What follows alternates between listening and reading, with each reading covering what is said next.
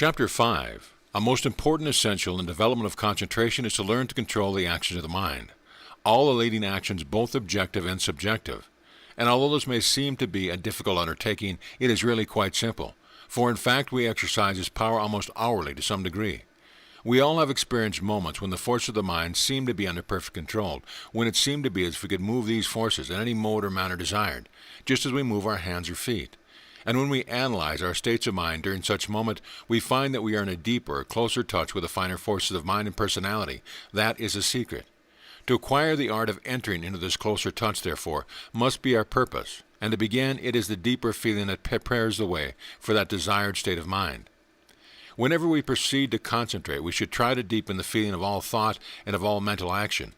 In fact, we should try and feel so deeply about everything that we think or do that the mind actually enters into the very spirit of the process, that in the undercurrents of the mental life, these finer currents that determine results in everything that is being done. We may, when concentrating in a superficial manner, secure some slight results temporarily. But it is these deeper, finer, more penetrating currents that produce real results, and that alone have the capacity to produce extraordinary results. Besides, it is the consciousness of those finer currents that gives the mind the power to exercise complete control over all the actions and forces of the mental world, an attainment that is most important in the development of concentration. You may find it a problem at times to enter into this state of deeper feeling, but you can, by giving special attention to the principle, master this situation absolutely, and the secret will be found in comparing the two ways of listening to music. When you listen to music and remain in a superficial state, you are simply aware of pleasing sound but nothing more. However, if you are in a deeper state of mind at the time, wherein you can appreciate the very soul of the music, you will not simply hear pleasing sound, but infinitely more. Every tone of the music will actually thrill the atoms of your being and arouse feeling in mind and soul that are so deep, so lofty, and so beautiful that you could not possibly describe them. Briefly stated, your entire being would be alive with the deepest and finest and most sacred emotions, and the experience would be that its effect would remain with you for weeks, months, and possibly years. This illustrates what happens when we meet experience or anything in life in the attitude of a deeper and finer state of mind. At such times, we do not simply discern the surface of things or come in mental contact merely with the outer meaning. We actually discern the very life of things, and come in mental contact with the very kingdom of the soul. We find that we are invariably entering into this deeper feeling when we try to live every act, thought, or experience that may appear in our world, and that the reason why is found in the fact that whenever we try to live anything, we enter into the very life of that particular thing. To develop the tendency to enter the deeper states of the mind, we should work in harmony with the leading law in the mental world, that is, the peculiar proneness of the mind to produce whenever within any state, condition, or tendency that we continue to desire with persistence and sincerity. It is the truth that your mind will do anything for you if you really want it done. When we make it our purpose to enter into deeper states of feeling in connection with every thought and action, the mind will soon develop a tendency that will invariably take all mental action into deeper states of feeling. To encourage the mind in this connection, we shall find it most excellent practice whenever we hear good music, to look for the soul of music, to try and feel the finer touch of the real life of music, and to try to appreciate the most delicate harmonies that exist in the very spirit of music itself. We shall find it an excellent practice to apply the same principle in connection with anything that is beautiful, or anything that may appeal to the mind as being worthy of our deepest and highest attention.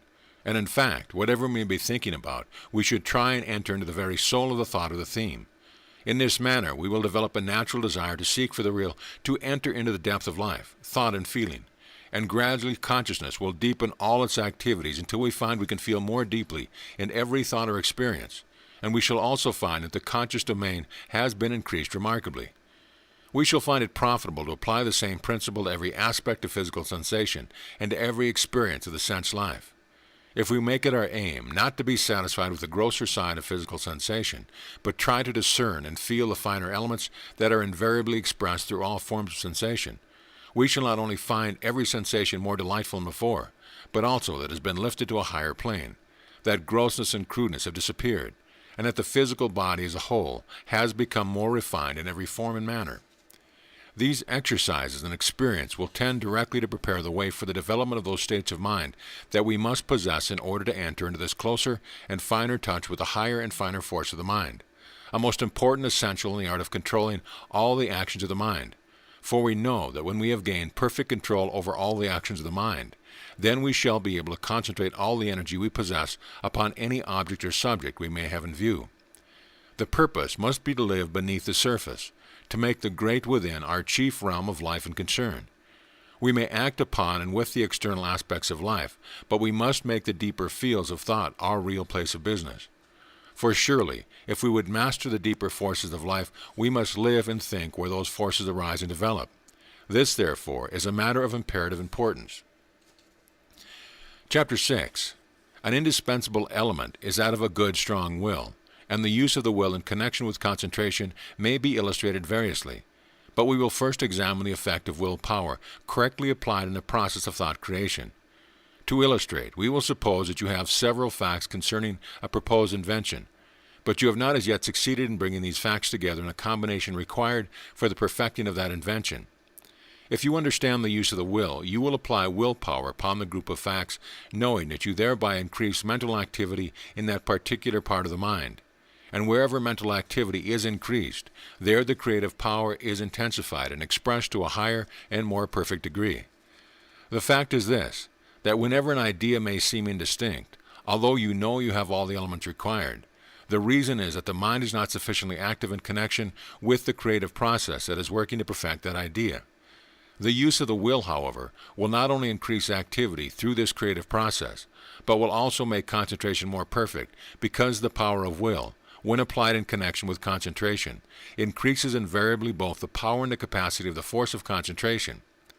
You will find it possible to perfect almost any idea you have in mind if you can bring to bear upon the idea all the available energy existing in your mind, and this may be accomplished through concentration, provided concentration is deeply expressed, and in a positive manner, results we may secure through the full action of the will.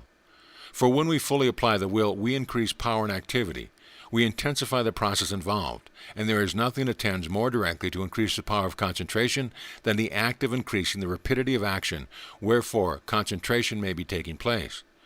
We all appreciate the value of brilliant ideas, and most minds are in position to create brilliant ideas at frequent intervals. But as a rule, they merely come up to the point of creating a brilliant idea. They do not quite reach the point itself. The reason is that they have not the power to bring together all the elements required for this new idea, and this power is lacking because the will is weak and concentration undeveloped.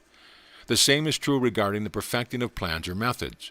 We may have the essentials or all the factors required, but we may not always have the power to bring them together to a focus, where the required combination can be brought about, so as to evolve the idea or plan we desire.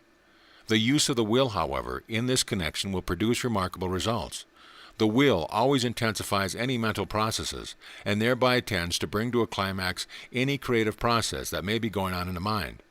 The creation of rich and valuable thought may be furthered in the same manner, because such thought is almost invariably the result of the bringing together, in a proper combination, of the best impressions that may come into the mind through our own study or experience. Regarding the psychological use of the power of thought, we shall find the same principle of exceptional value, because whenever we use the power of thought, whether for the overcoming of physical ailments, for the elimination of adverse mental states, or for the building up of character or mental faculties, whenever we may apply the power of thought, a perfect concentration is indispensable, and the use of the will in connection with concentration invariably tends to increase both the force and the capacity of the process. In fact, we can never concentrate with all that we are unless we express through concentration the full power of the will. To express the full power of the will, however, every action of the will must be positive, and the will must act subjectively, that is, it must act through the undercurrents or through the attitude of finer feelings, the importance of which we have previously considered. We understand, therefore, that if we would learn to concentrate well, we must also acquire a thorough knowledge of the will and develop the will to the highest possible degree. End of chapter.